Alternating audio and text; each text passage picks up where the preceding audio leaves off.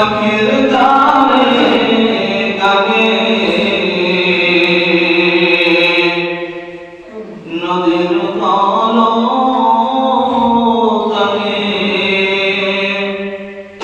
সেই পাখিদের সুর শোনা যায় বসের হাওয়ায় লা ইলাহা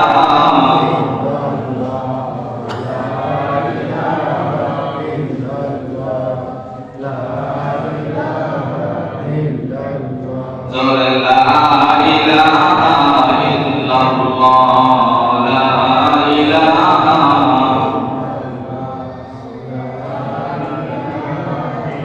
লা ইলাহা ইল্লাল্লাহ মুহাম্মাদুর রাসূলুল্লাহ সাল্লাল্লাহু আলাইহি ওয়াসাল্লাম। আলহামদুলিল্লাহ, আল্লাহ তাআলার দরবারে লাখ কোটি শুকরিয়া যে মহান রব্বুল আলামিন আমাদেরকে সুস্থ রেখে সকলকে ভালোবেসে মায়া করে মহব্বত করে দুনিয়ার সমস্ত কাজ থেকে ফারেক করে সমস্ত বিপদ আমাদের হাত থেকে হেফাজত করে যে মহান রব্বুল আলামিন আমাদেরকে আযানের সঙ্গে সঙ্গে তার থেকে পবিত্র অবস্থায় পবিত্র হালতে ওই মহান সত্তা যিনি তামাম পৃথিবীর পালনকর্তা ওই মহান রবের ইবাদত বন্দেগী শুকরিয়া আদায় করতে পবিত্র জুমার নামাজ আদায়ের জন্য কাল থেকে মাসজিদ পর্যন্ত যে মহান রব নিয়ে আসলেন সেই মহান রবের দরবারে সকলের অন্তর থেকে জবান করে কৃপণতা কবিরতা ছেড়ে দিয়ে শুকরিয়া আদায় করে আলহামদুলিল্লাহ। লক্ষ্য করে দরুদ সালাম মুক্তির মানবতার দিশারি সাইয়্যিদুল মুরসালিন খাতামুন নবিয়্যিন আখির জামানার পয়গম্বর দো জাহানের সরদার জনাবে মুহাম্মদুর রাসূলুল্লাহ সাল্লাল্লাহু আলাইহি ওয়াসাল্লাম। আল্লাহ পাক রব্বুল আলামিন আমাদেরকে অত্যন্ত ভালোবাসেন, মায়া করেন, মহব্বত করেন, এতে কোনো সন্দেহ আছে?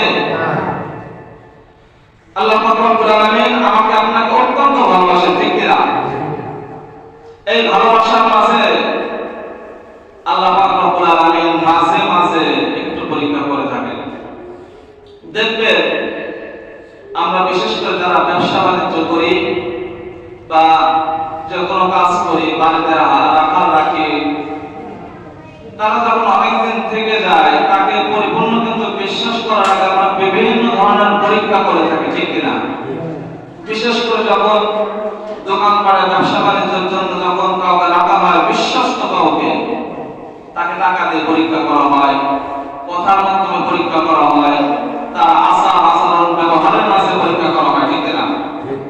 ঠিক এমনই ভাবে আমার আল্লাহ পাক রব্বুল আলামিন অত্যন্ত আমাকে ভালোবাসেন, মায়া করেন, মহব্বত করেন। এই ভালোবাসা মায়া মহব্বতের পূর্বে আল্লাহ পাক রব্বুল আলামিন আমাকে আপনাকে একটু একটু করে পরীক্ষা করে দেখেন। সুবহানাল্লাহ, বাচ্চা বলেন এই পরীক্ষাটা কেমন? মাঝে মাঝে আল্লাহ পাক রব্বুল আলামিন আমার আপনার সামনে বিপদ দিবেন, হয়তো অসুস্থতার নিয়ামত আল্লাহ পাক রব্বুল আলামিন দিতে পারেন। কখনো আল্লাহ পাক রব্বুল আলামিন জমির মাঝে ফসলের মাঝে আমাকে আপনাকে পরীক্ষা করতে পারেন, আবার কখনো ছেলে সন্তান দ্বারা পরীক্ষা করতে পারেন, আবার কখনো ধন সম্পদ দিয়ে আল্লাহ পাক রব্বুল আলামিন পরীক্ষা করতে পারেন। এজন্য আল্লাহ পাক রব্বুল আলামিন আমাকে আপনাকে যখন পরীক্ষা করেন, পরীক্ষা করার সময় আমার আল্লাহ পাক রব্বুল আলামিন একটা জিনিস লক্ষ্য করেন, বিষয়টা এমন, আমার বান্দাকে আমি পরীক্ষা করছি, বিপদে ফেলছি, আমার বান্দা বিপদে পড়ে পরীক্ষায় উত্তীর্ণ হইতে পারে কিনা, আমার বান্দা বিপদে পড়ে আমি আল্লাহকে ভুলে গেল কিনা, আমি আল্লাহ পরীক্ষা যখন করব আমার বান্দা বিপদে পড়ে ধন সম্পদের মোহে পড়ে আমি আল্লাহকে স্মরণ রাখবো কিনা, ঠিক কিনা? এজন্য আল্লাহ পাক রব্বুল আলামিন আমাকে আপনাকে মাঝে মাঝে পরীক্ষা করবেন। এই মাঝে মাঝে পরীক্ষার ভিতরে আল্লাহ পাক রব্বুল আলামিন আমাকে আপনাকে বিভিন্ন ধরনের বিপদ দিবেন, ঠিক কিনা? বিপদ আসে না? আসে না? আসে সত্য একটা ঘটনা বলি। হযরত মূসা আলাইহিস সালাম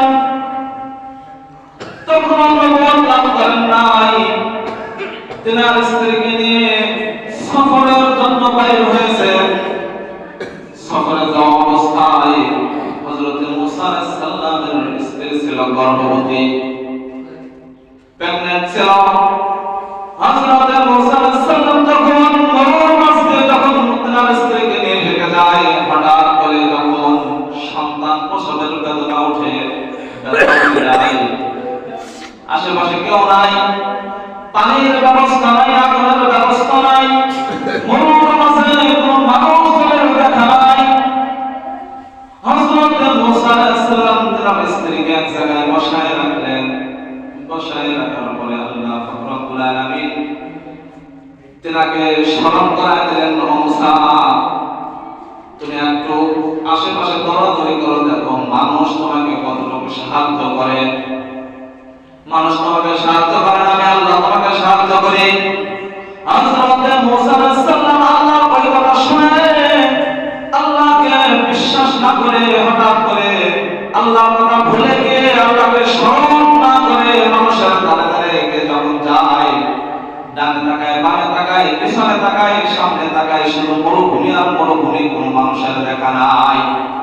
হযরত মূসা আলাইহিস সালাম যখন অত্যন্ত অস্থির তুর পাহাড়ের উপরে যখন গেলেন, তুর পাহাড়ের উপরে যাওয়ার পরে দেখেন যে কোনো পানি আছে কিনা, কোনো আগুনের ব্যবস্থা আছে কিনা। তুর পাহাড়ে যাওয়ার পরে দেখলেন কোথাও কিছুই নাই। হযরত মূসা আলাইহিস সালাম অত্যন্ত নার্ভাস হয়ে গেলেন। এমন অবস্থায় আল্লাহ পাক রব্বুল আলামিন জিবরাইল আমিনকে পাঠিয়ে দিলেন। নবুয়ত লাভ করাইলেন মূসা আলাইহিস সালামকে, তাকে কিতাব দান করলেন। কিতাব দান করার পরে হযরত মূসা আলাইহিস সালামের পেরেশানি দূর হচ্ছে না। হযরত মূসা আলাইহিস সালামকে এবার আল্লাহ পাক রব্বুল আলামিন সুন্দর একটা উদাহরণ দিলেন। মূসা আলাইহিস সালামকে বললেন, ও মূসা, দেখো তোমার সামনে ছোট্ট একটা পাথর আছে, পাথরটাকে তুমি তোমার হাতের লাঠি দ্বারা আঘাত করো। হযরত মূসা আলাইহিস সালাম তখন এই ছোট্ট পাথরকে আঘাত করলো। পাথরটা যখন দুই টুকরা হয়ে গেল, ভিতর থেকে একটা ছোট্ট পাথর বাইর হয়ে আসলো। ছোট্ট পাথর যখন বাইর হয়ে আসলো, মূসা আলাইহিস সালাম আল্লাহকে ডাকতে বলে, আল্লাহ, এই ছোট্ট পাথর দ্বারা আমি এখন কি করব? মূসা হয়তো ভাবছে আল্লাহ এর ভিতরে আগুন অথবা পানির কোনো ব্যবস্থা আমার জন্য করে রাখছে। মূসা আলাইহিস সালামকে আবার বলা হলো, ছোট পাথরের টুকরা খণ্ড করো। ওই পাথরটা খণ্ড করলো, আর একটা ছোট পাথর বাইর হয়ে আসলো।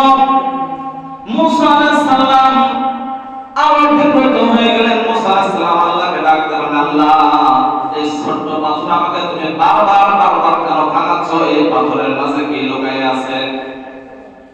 আল্লাহ পাক রব্বুল আলামিন মূসাকে ডাকতে বললেন, মূসা, তুমি কারণ অসহ্য নৈরাশ্যর কোনো কারণ নাই। তোমাকে আমি যেটা হুকুম করছি ওইটাই তুমি পালন করো। হযরত মূসা আলাইহিস সালাম এবার ওই ছোট্ট পাথরটাকে যখন ভাঙলেন, দেখলেন ছোট্ট একটা পোকা পাথরের ভিতর থেকে কি বের হয়ে আসলো? ছোট্ট একটা পোকা। আল্লাহকে ডাকতে বলেন, আল্লাহ, এই ছোট্ট একটা পোকা দ্বারা আমি কি করব? আল্লাহ পাক রব্বুল আলামিন ওই পোকার জবানটাকে খুলে দিলেন। পোকার জবানটাকে খুলে দেওয়ার পরে পোকা ডাকতে বলল, মূসা, আল্লাহ পাক রব্বুল আলামিন কিছুক্ষণ পূর্বে তোমাকে একটা কিতাব নাযিল করেছেন, তুমি নবুয়ত লাভ করেছো, তারপরেও তুমি কেন এত অস্থির হয়ে আছো? আমার আল্লাহকে তুমি স্মরণ করতে কি পারো নাই? কেমন করে স্মরণ করবো? আমার স্ত্রী প্রেগন্যান্ট, কোনো আগুন নেই, কোনো পানি নেই, কোনো খাবারের ব্যবস্থা নাই। পোকাটা ডাকতে বলেন, ও আল্লাহর গোলাম মূসা, এই যে কয়টা বার তোমাকে আল্লাহ পাথরটা ভাঙাইলে বলে 3 বার, বলে এই ভিতরে কি কোনো দরজা জানালা আছে? মূসা আলাইহিস সালাম ডাকতে বলেন, না, ভিতরে তো কোনো দরজা জানালা নাই। মূসা আলাইহিস সালাম যখন বলে দরজা জানালা তো নাই, তাহলে তুমি এর ভিতরে বেঁচে আছো কি করে? পোকাটা জবাব দিয়ে বলে, আমার আল্লাহ পাক রব্বুল আলামিন এই পাথরের ভিতরে আমার রিজিকের ব্যবস্থা করে রাখছে, এই জায়গায় আমার আল্লাহ খাবার পাঠান। সুবহানাল্লাহ। এমন ভাবে মূসাকে শিক্ষা দিলেন, মূসা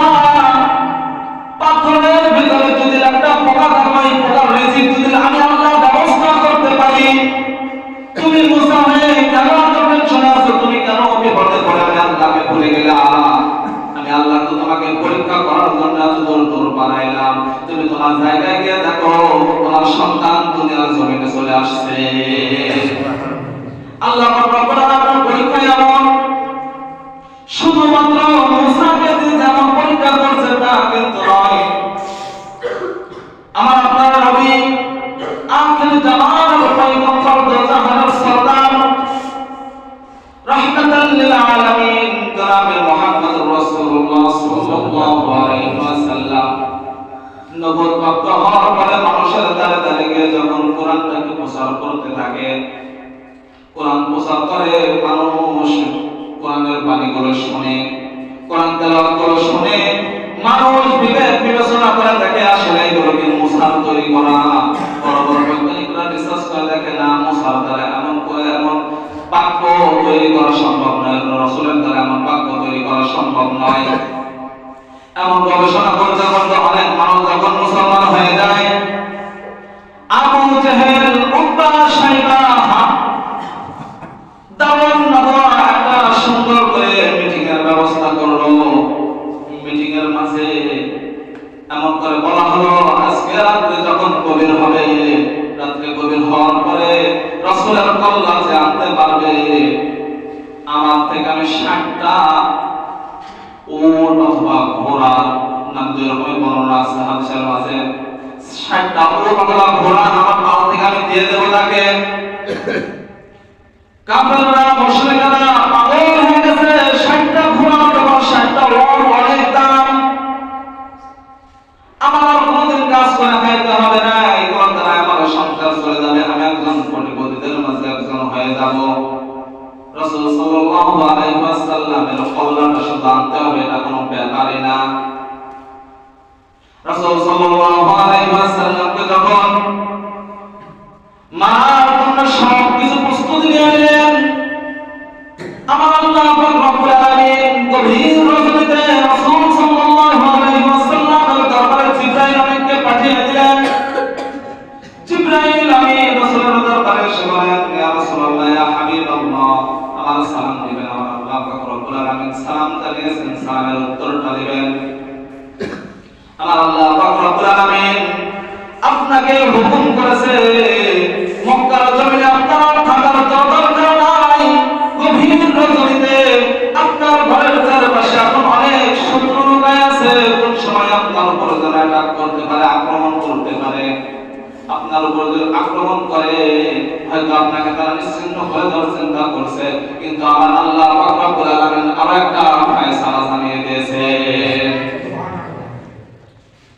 রাসূল সাল্লাল্লাহু আলাইহি ওয়াসাল্লাম ডাকতে বলেন, জিবরাইল ভাই, কি ফয়সালা? জিবরাইল আমিন ডাকতে বলে, ইয়া রাসূলুল্লাহ, ইয়া হাবিবাল্লাহ, গভীর রজনীতে যখন অন্ধকার রাত, পূর্ণিমার রাত অন্ধকার হয়ে যাবে, পূর্ণিমার আগের রাত কিন্তু অন্ধকার থাকে, ভালো করে লক্ষ্য করবেন। অন্ধকার রাত, শত্রুরা যখন আপনার বাড়ির চারপাশটাকে বেষ্টন করে থাকবে, ওই অবস্থায় আমার আল্লাহ একটা দোয়া শিখিয়ে দিয়েছেন, কোরআনের আয়াত নাযিল করেছেন।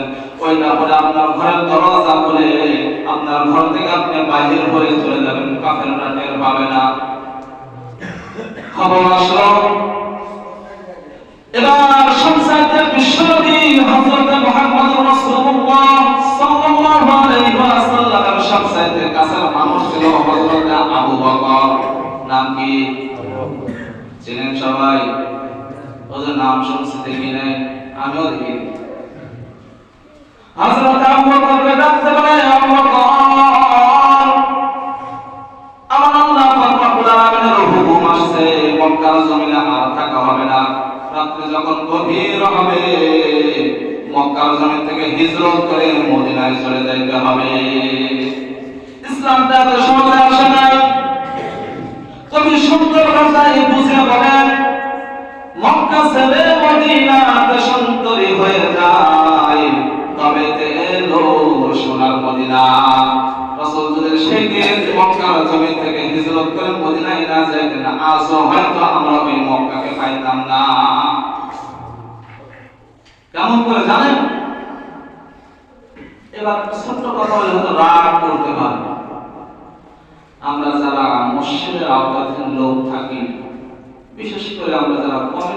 থাকি, রাগ করবে না কিন্তু আমি আগে বলছি, উদাহরণ দিচ্ছি।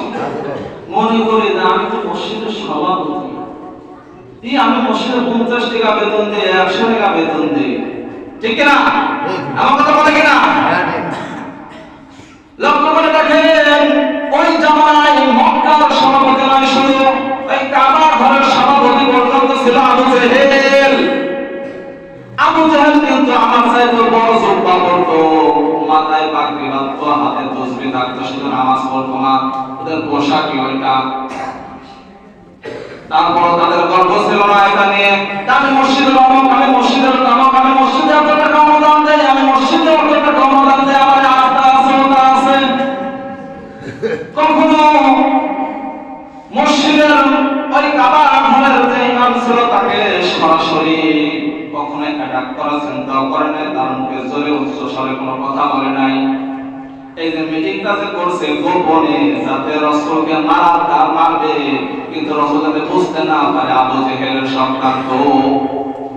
বুঝতে পারলাম? আপনাদের ছোট মসজিদের একজন সদস্য, আর আবু জেহেল ছিল একজন কাবা ঘরের একজন সদস্য। রাগ করতেছেন আমার কথা?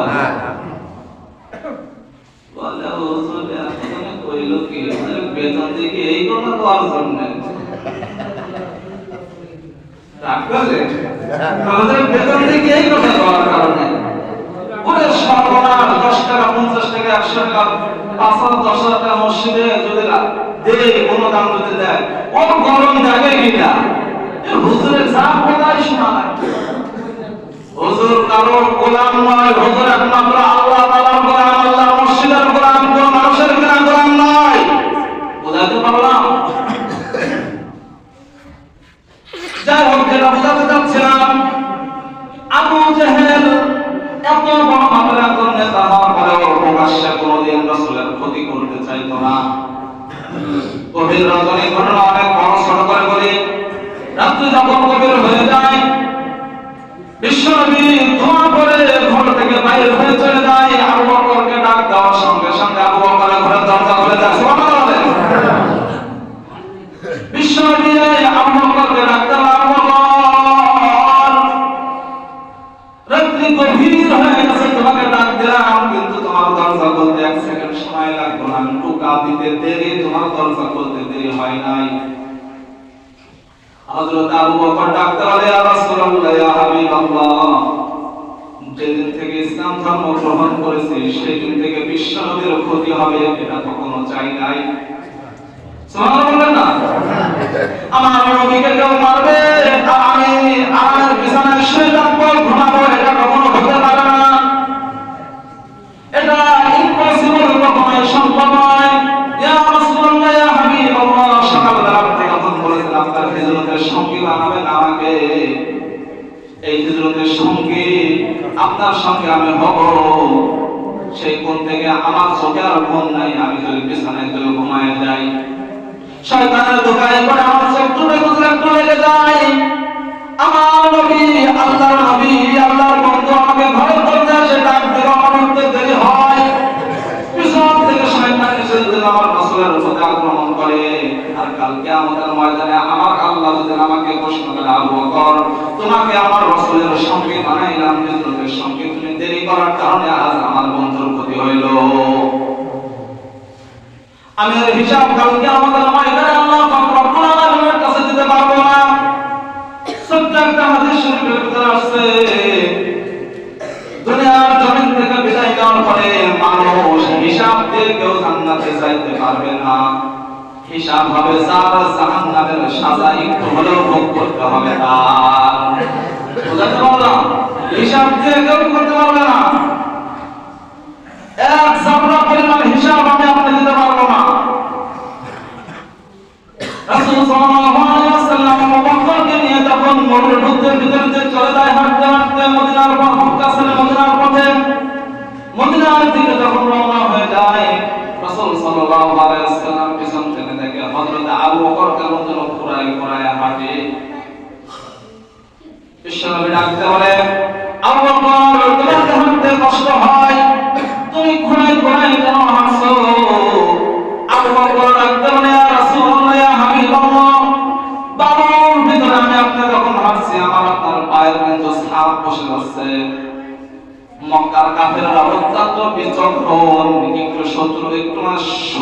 বাইরে শত্রুকে ধরে ফেলে। ইয়া রাসূলুল্লাহ ইয়া হাবিবাল্লাহ, এই জায়গাতে হাসি পায়ের ছাপ যখন বসে যায় সকালবেলা তখন দেখবে এই জায়গাটায় পায়ের ছাপ ধরে ধরে আমি আপনি যতদূর পর্যন্ত যাব ততদূর পর্যন্ত শত্রুরা পৌঁছায় যাবে।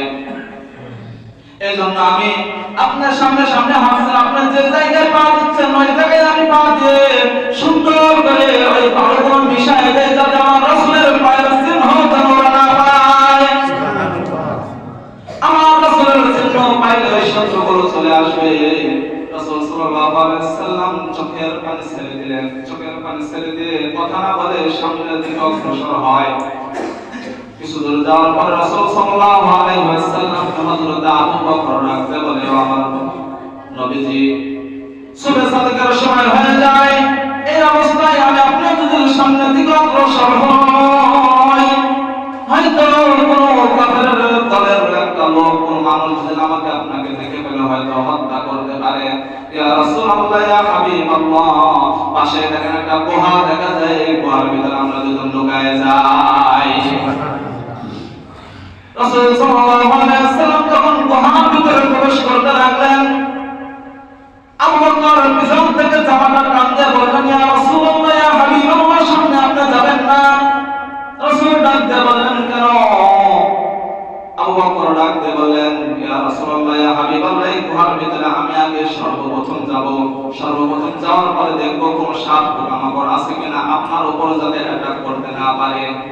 তাদের ভালোবাসা কেমন ছিল! আবু বকর ভিতরে গেলেন, দেখলেন অনেক গর্ত থাকার কারণে শরীরে যে জামা ছিল, একটা চাদর ছিল, সেটা ছিঁড়ে গর্তগুলো বুঝাই দিলেন। গর্তগুলো বোঝানোর পরে দুইটা গর্ত থেকে যায়, এবার রাসূলকে ডাকতে বলে, ইয়া রাসূলুল্লাহ, আপনি ভিতরে আসতে পারেন। ভিতরে যখন চলে যায় রাসূল ক্লান্ত, আবু বকর ক্লান্ত, রাসূল ডাকতে বলে, ইয়া রাসূলুল্লাহ ইয়া হাবিবাল্লাহ, আপনি মনে হচ্ছে অনেক ক্লান্ত, আপনি একটু বিশ্রাম নিতে পারেন। রাসূল সাল্লাল্লাহু আলাইহি ওয়াসাল্লাম আবু বকরের উপরে মাথা দিয়ে ঘুমায় গেলেন। হঠাৎ করে দেখে রাসূলের চেহারা মোবারকের উপরে আবু বকরের চোখের পানি দরদর করে পড়তেছে। আবু বকরের চোখের পানি পড়ার কারণে রাসূলের ঘুম ভেঙে যায়। রাসূল তাকে দেখে আবু বকরের চেহারাটা নীল বর্ণ হয়ে গেছে, চোখ দ্বারা পানি পড়ে। হযরত আবু বকরকে ডাকতে বলে, আবু বকর, হঠাৎ করে তোমার চেহারা কেন নীল বর্ণ হয়ে গেল? তোমার চোখ দিয়ে কেন পানি পড়ে? কারণটা আমাকে একটু বলো। আবু বকর বিশের যন্ত্রণায় ছটফট করে বলে, ইয়া রাসূলুল্লাহ ইয়া হাবিবাল্লাহ, আমি যখন ভেতরে আসি এই যে গর্তগুলো দেখছেন আমার জামা দ্বারা চাদর দ্বারা এই গর্তগুলো বন্ধ করেছে, কিন্তু দুইটা গর্ত আমি দুইটা পা দ্বারা আবৃত করে রাখছি, আর দেওয়ার মতন কিছুই নাই। হয়তো ওই জায়গা থেকে কোনো বিষাক্ত পোকা অথবা কোনো মাকড় আমাকে কামড় দিয়েছে, যার কারণে বিষের যন্ত্রণা আমি সহ্য করতে পারি না। সঙ্গে সঙ্গে রাসূল সাল্লাল্লাহু আলাইহি ওয়াসাল্লাম আবু বকরের পা ধরে টান দিলেন। টান দেওয়ার পরে মুখে থেকে একটু লালা নিয়ে আবু বকরের ওই ঠোঁটের স্থানে লাগাই দেওয়ার সঙ্গে সঙ্গে সমস্ত বিষ পানি হয়ে যায়। বিষটা পানি হয়ে যায়। এবার ভিতর থেকে ডাকতে বলে, তুমি কে আছো? বাইরে হয়ে আসে। গর্তের ভিতরে আমার সকল সঙ্গীকে কেন তুমি দংশন করলে? ভিতর থেকে একটা সাপ বাইরে হয়ে আসে। সাপের জবানটা আল্লাহ পাক রব্বুল আলামিন খুলে দিয়েছেন। সাপকে ডাকতে বলো, সাপ তুমি কেন আবু বকরকে দংশন করলে, কেন কামড় দিলা? রাসূলকে ডাকতে বলে, ইয়া রাসূলুল্লাহ, ক্ষমা করবেন, মাফ করবেন, হয়তো আমি ভুল করে ফেলছি। মুসা আলাইহিস সালামের জামানায়, মুসা আলাইহিস সালামের সময় যখন আমি এই পাহাড়ের উপর দিয়ে যাইতেছিলাম, মুসা আলাইহিস সালাম যখন তেলাওয়াত করতেছিলেন, তেলাওয়াতের মাঝে আপনি বলতেছিলেন, কোন একদিন মক্কার কাফেরদের ষড়যন্ত্রের শিকার হয়ে আমার নবী এই পথে যাইতে যাইতে সুবে সাদিক হয়ে যাবে, শত্রুর ভয়ে যখন আর যাবে না, এই গুহার ভিতরে লুকায় যাবে, একটা দিন সারাদিন এখানে কাটাবে, আবার সন্ধ্যার পরে আবার বাইরে হয়ে যাবে। ইয়া রাসূলুল্লাহ ইয়া হাবিবাল্লাহ, বিশ্বাস করুন আজ পর্যন্ত আমি এই গর্ত থেকে কোনদিন বাইরে হই নাই।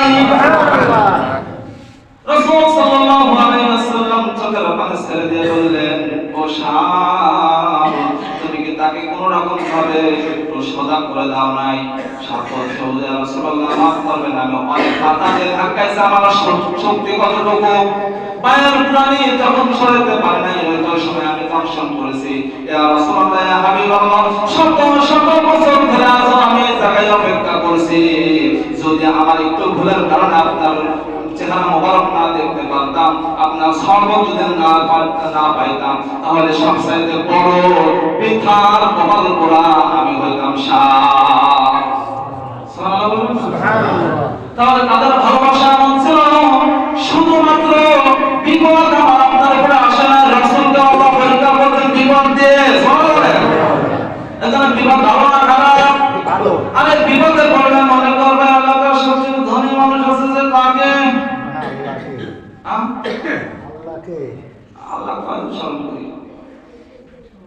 যেটা আমি বোঝাতে চাচ্ছিলাম, আমি আপনি বিপদে পড়ে আর যাই করি, স্মরণ করবো কাকে? আল্লাহকে। আর যদি আল্লাহকে স্মরণ করতে না পারি, কাল কিয়ামতের ময়দানে আমার আল্লাহ যদি আমাকে প্রশ্ন করে, বসে বান্দা, দুনিয়ার জীবনে তোমাকে আমি কোন নিয়ামত থেকে নিরাশ করি নাই, তুমি বান্দা কেন আমি আল্লাহকে ভুলে গেলাম? জবাব আছে। এজন্য আল্লাহ পাক রব্বুল আলামিন বলেন, লা ইন শাকারতুম লা আযীদান্নাকুম ওয়া লা ইন কাফারতুম ইন্না আযাবি লাশাদীদ। বান্দা, দুনিয়ার জমিনে যা কিছু দেখছো সব আমি আল্লাহ তোমার নিয়ামত স্বরূপ তৈরি করব। সুবহানাল্লাহ। আর এই নিয়ামত পাইলা, খাইলা, ভোগ করলা, সন্তানাদি নিয়ে মত মস্তিতে দিন কাটাইলা, কিন্তু বান্দা তুমি আমি আল্লাহকে ভুলে গেলা। কিয়ামতের ময়দানের হিসাব দিয়ে তারপরে জান্নাতে যাবে না জাহান্নামে যাবে, সেটা আমি আল্লাহ বলবে। বুঝাতে পারলাম? এখন এই আযাব থেকে বাঁচতে কি করতে হবে? ইবাদত মা খালাকাতুল জিন্না ওয়াল ইনসা ইল্লা লিয়াবুদুন। ইবাদত হবে কার? আল্লাহ। নেতার। আল্লাহ পাক রব্বুল আলামিন আমাকে আপনাকে সবাইকে সহিহ বুঝ দান করুন। আমিন।